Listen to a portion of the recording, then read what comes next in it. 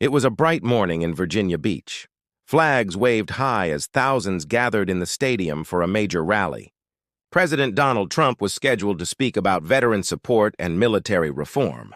The crowd buzzed with excitement, waving signs and draped in patriotic colors. Backstage, Trump reviewed his speech with his team. Nearby, a reserved silver-haired woman waited quietly in a crisp navy blue blazer. Her name was Commander Lillian Hart, a 60-year-old retired Navy officer, invited anonymously by a White House staffer. She had been told the president might call her up during the event, but she didn't expect much. When Trump stepped onto the stage, the crowd erupted in cheers. He raised his hand and smiled. "Thank you, Virginia. Today, we honor our brave veterans, the men and women who gave everything to protect our nation." Lillian stood among the VIPs, hands clasped, expression unreadable. "And among us," Trump continued, scanning the crowd, "is someone special, a woman whose service speaks volumes. Commander Lillian Hart, please join me on stage." Gasps swept through the crowd. Cameras pivoted. Lillian's eyes widened. She took a breath, stood tall, and walked toward the stage. Trump extended his hand with a smile. "Commander, we thank you." As she approached the podium, he whispered, "Say whatever's in your heart." She nodded. No one knew her words would bring the entire stadium to silence, even the president himself. Facing the crowd with the sun in her eyes but her voice steady, she began. "I served in the Navy for 32 years, from the Gulf War to deployments in Asia and beyond. I've seen battlefields. I've lost friends. I've patched up broken spirits." Trump stepped slightly behind her, hands folded, listening. "But I didn't come here today to talk about medals or missions. I came to share a truth many veterans carry but rarely speak aloud." The crowd quieted. Even the press lowered their cameras. "My father was a sailor.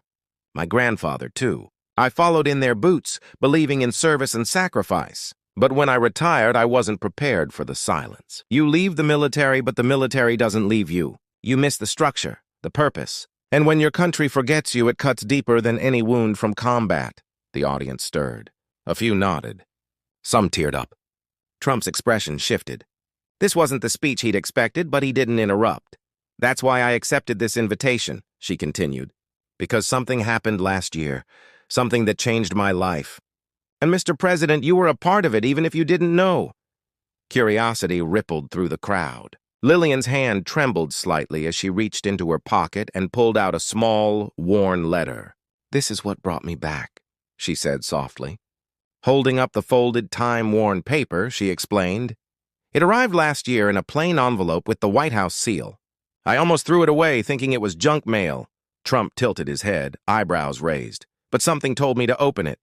Inside was a short handwritten note, just 12 words. Your service mattered. America is proud of you. You are not forgotten." She paused, eyes glistening.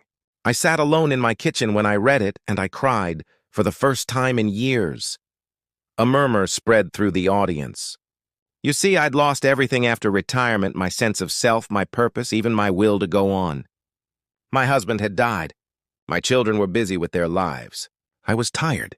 Really tired." Her voice cracked, but she stood tall. That letter, those 12 words, wasn't about politics. It was about humanity. It reminded me that someone, somewhere remembered I existed. She turned to Trump, her expression softening.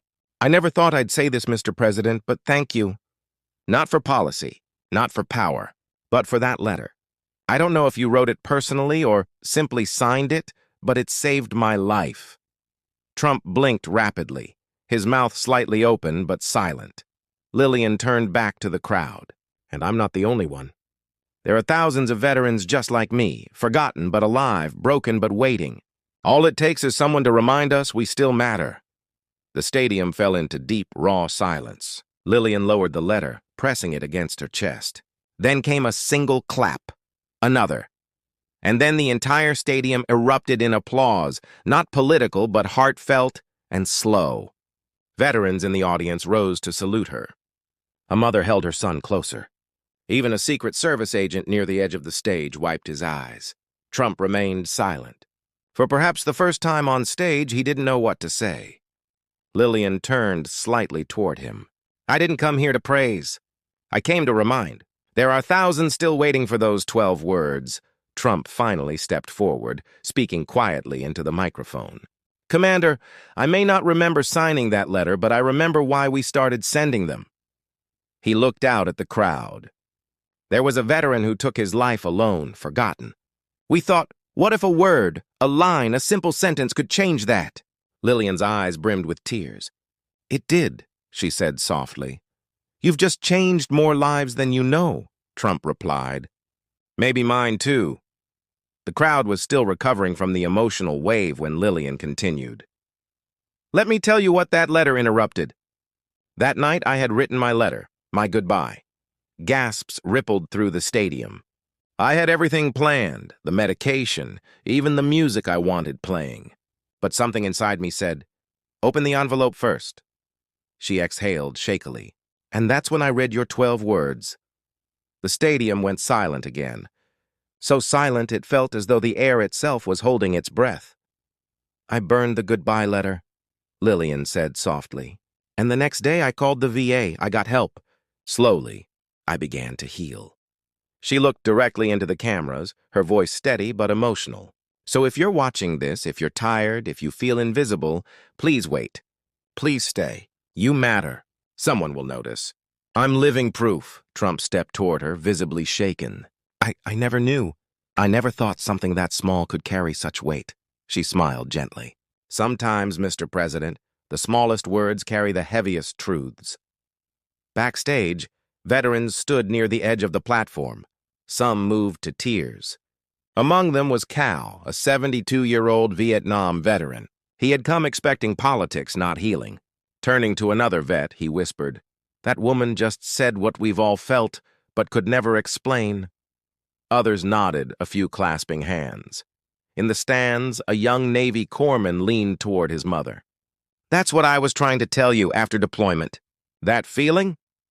Lillian's words rippled through the crowd like waves across still water. Trump leaned into the microphone again. How many of you know someone who needed to hear those 12 words? Hands shot up, dozens, then hundreds. Trump looked stunned. This changes everything. The teleprompters sat untouched. Trump had gone completely off script. Lillian, he said, what if we made those letters into a real campaign?